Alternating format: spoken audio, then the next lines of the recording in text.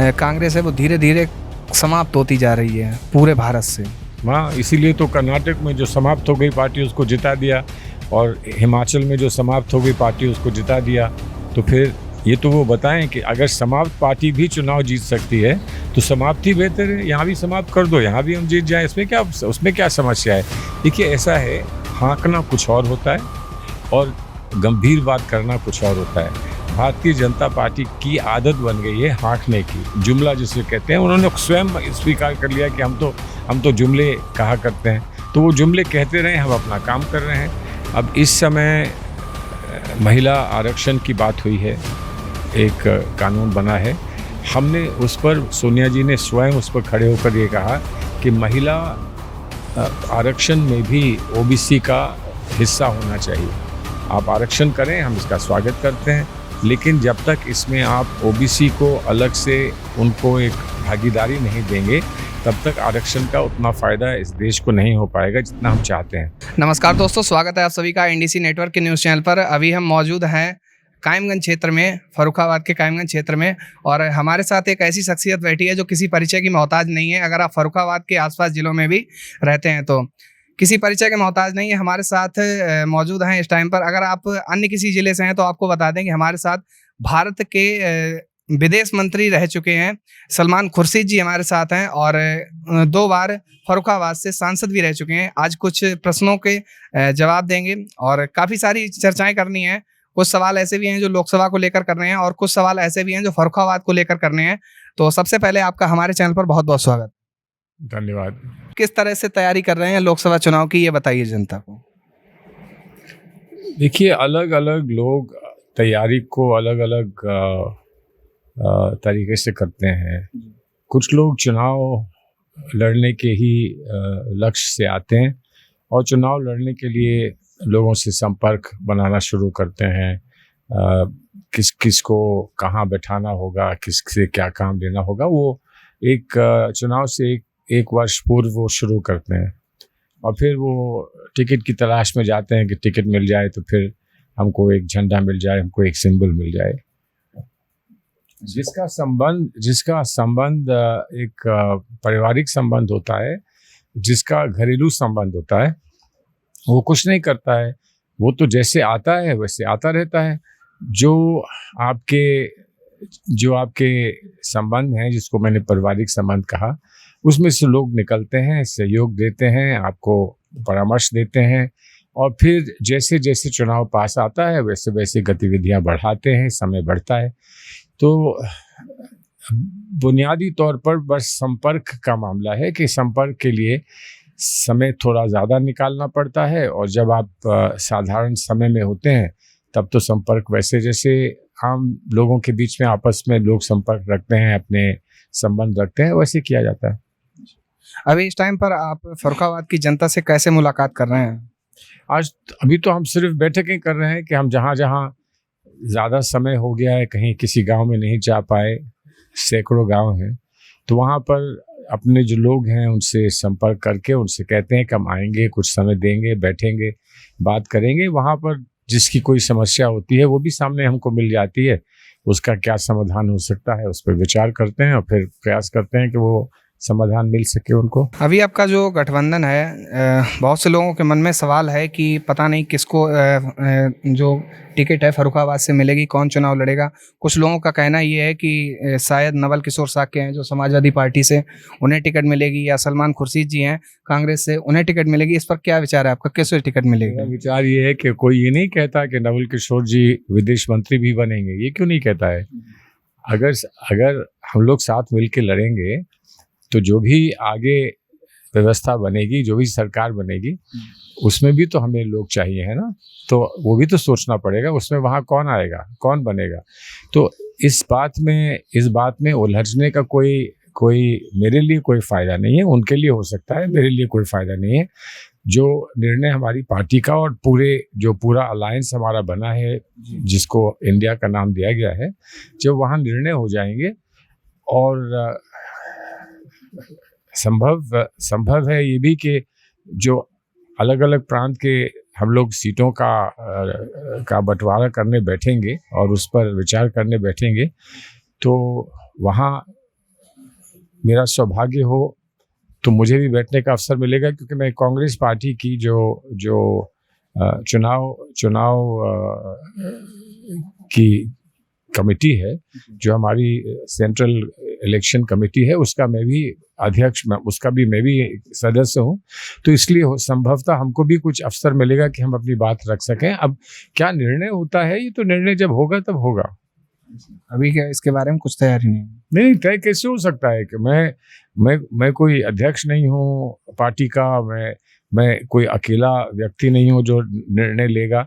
जो भी निर्णय होंगे वो पार्टी निर्णय लेगी, और हम पार्टी के निर्णय लेने के साथ सहमत रहेंगे और उसके साथ सहयोगी बनकर करेंगे। अब जो पार्टी निर्णय लेगी तो वो आपके सामने आएगा, तब देखेंगे। कई सारे राष्ट्रीय अध्यक्ष हैं जो फर्रुखाबाद में आते हैं, अपनी बात को रखते हैं जनता के सामने। क्या राहुल गांधी फर्रुखाबाद अभी जल्द आ सकते हैं भारत जोड़ो यात्रा के थे? भारत जोड़ो यात्रा तो हो चुकी है, भारत जोड़ो यात्रा हो चुकी है। राहुल जी अब जगह जगह जाना, जहाँ पसंद करते हैं वहाँ जा रहे हैं, जहाँ लोग उनको निमंत्रित करते हैं वहाँ जा रहे हैं। राहुल जी जा रहे हैं, प्रियंका जी जा रही हैं।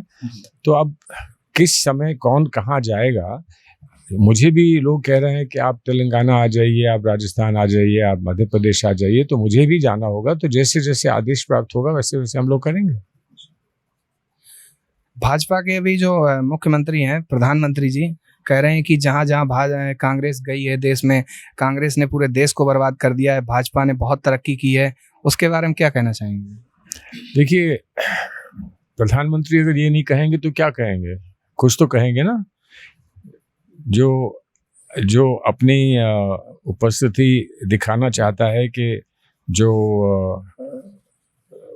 पूरे भारत के परिप्रेक्ष्य में किसी की उपस्थिति है, प्रधानमंत्री अक्सर प्रधानमंत्री होने की ही उपस्थिति अपनी बताते हैं। ये प्रधानमंत्री महोदय जो हैं थोड़ा बढ़ चढ़ के अपनी बात बताना चाहते हैं, तो वो बता रहे हैं, वो बताएंगे। उनका जो भी जवाब मिलना है वो उनको हमारी पार्टी के जो हमारा शीर्ष नेतृत्व है वो जवाब देगा। तो किसी के कहने से कुछ नहीं होता। इस वक्त धरातल पर, धरती पर, ज़मीन पर क्या वास्तविकता है इसकी बात करें कि इस समय कीमतें कहाँ हैं, सिलेंडर कितने का बिक रहा है, सुरक्षा का क्या हाल है।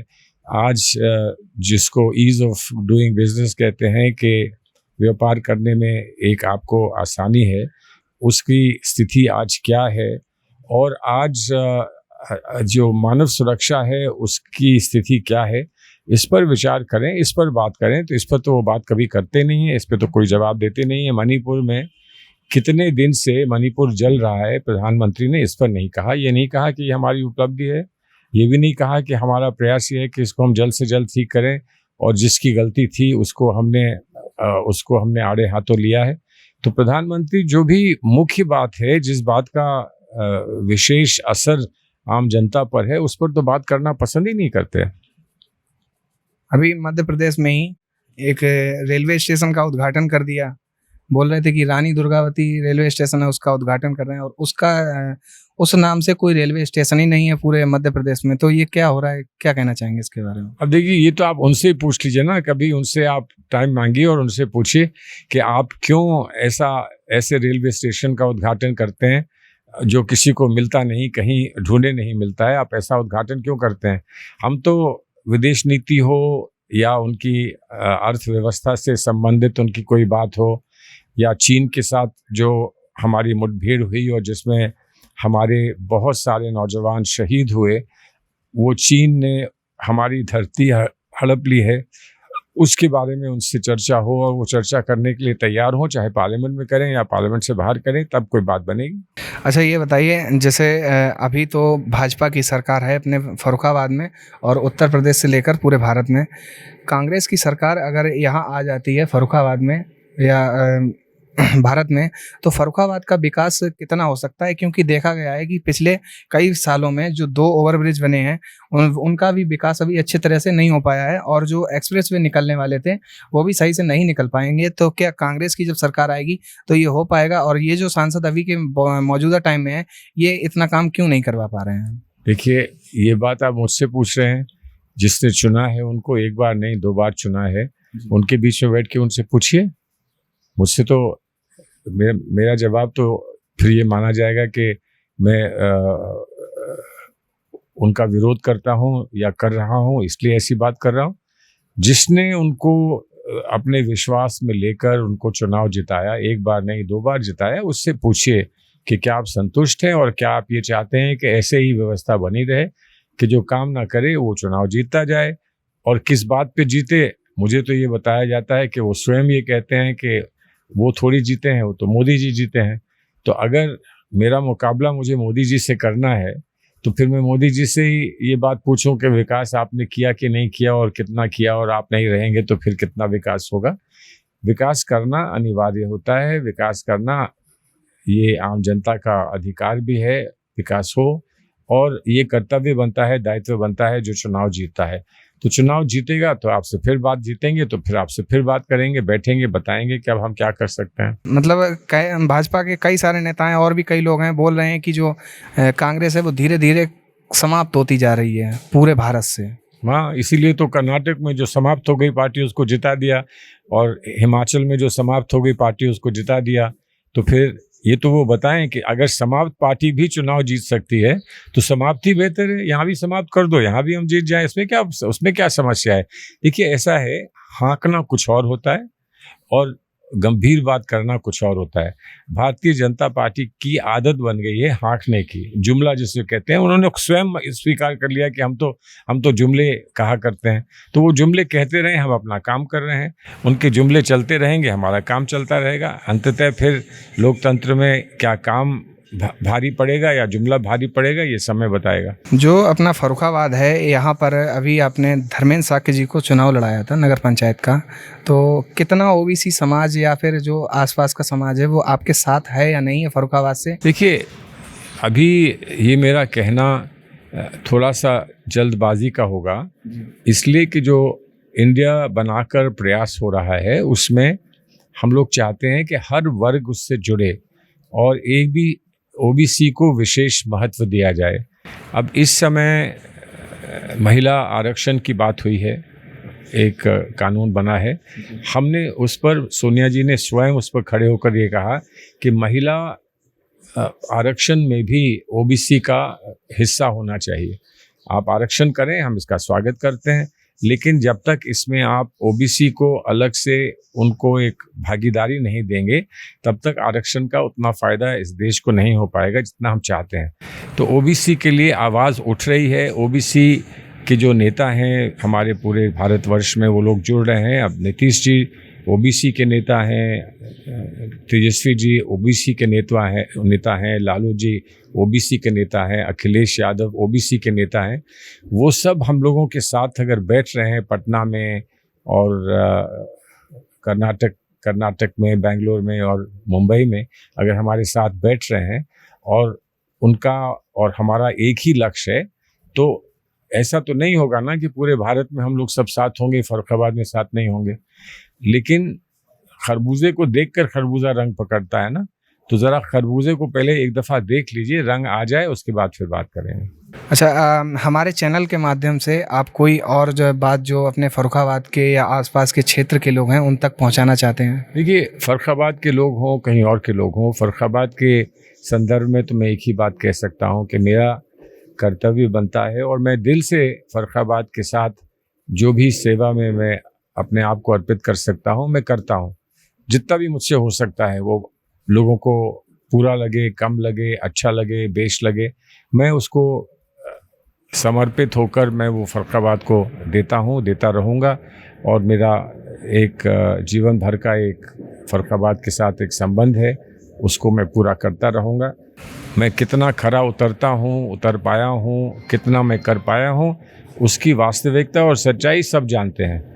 बहस के लिए कोई कुछ कहे अपनी पार्टी के हित में या अपनी पार्टी की बात कहने के लिए आदमी कुछ भी कहे, लेकिन जो सच्चाई है वो सब जानते हैं। उसको दोहराना और उसको बार बार उसको कहना, मैं नहीं मानता हूँ कि वो कोई बहुत समझदारी की बात है। लेकिन फर्रुखाबाद और बाहर के लोगों के लिए एक संदेश मेरा ये भी है कि आज बात सिर्फ नल लगाने की और खड़ंजा बिछाने की नहीं है। आज बात यह है कि इस देश के संविधान में हमारे जो अधिकार हैं वो हम कैसे बचा के रखेंगे। लड़ाई पूरे देश में संविधान की है। ऐसा नहीं हो सकता है कि पूरे देश में संविधान की लड़ाई हो और फर्रुखाबाद में खड़ंजे की लड़ाई हो। लेकिन खड़ंजा भी बिछेगा, सड़कें भी बनेंगी, रोजगार भी मिलेगा, लोगों को के लिए स्वास्थ्य का प्रबंध भी होगा, शिक्षा का प्रबंध भी होगा। ये लोगों का अधिकार है, लेकिन ये अधिकार उस सपने से दूर नहीं है जो सपना हम साकार करना चाहते हैं, जो अपने संविधान को और अपने राष्ट्रीय चरित्र को हम बचाना चाहते हैं। उसका भी सीधा सीधा संबंध फर्रुखाबाद से है। अभी कुछ दिन पहले की घटना है, जो रमेश बिधूड़ी हैं, सांसद हैं, कुछ अपशब्द इतने बुरे बोल दिए थे जो संसद में शायद नहीं बोलने चाहिए थे। उसको लेकर क्या कहना है आपका? आप ही कह रहे हैं तो फिर मैं क्या कहूँगा। आप कह रहे हैं कि उनको नहीं बोलना चाहिए था और उन्होंने ऐसे अपशब्द बोल दिए सांसद में, वो ऐसा उन्होंने सांसद की गरिमा को नहीं कुछ समझा। जब आप ही कह रहे हैं तो उसमें मैं आज और क्यों बात जोड़ूं। इसकी जांच चल रही है। जांच में जो संसद के लोग और संसद की समिति इसमें जो भी निर्णय लेगी, उस निर्णय को आपके सामने आपको मिल जाएगा वो निर्णय। चलिए, बहुत बहुत धन्यवाद। देख सकते हैं आप किस तरह से सलमान खुर्शीद जी ने अपनी बात जो है हमारे कैमरे के सामने रखी। तो बने रहिए INDC नेटवर्क के साथ। मिलते हैं एक नई खबर के साथ। INDC नेटवर्क, बदलते भारत के साथ।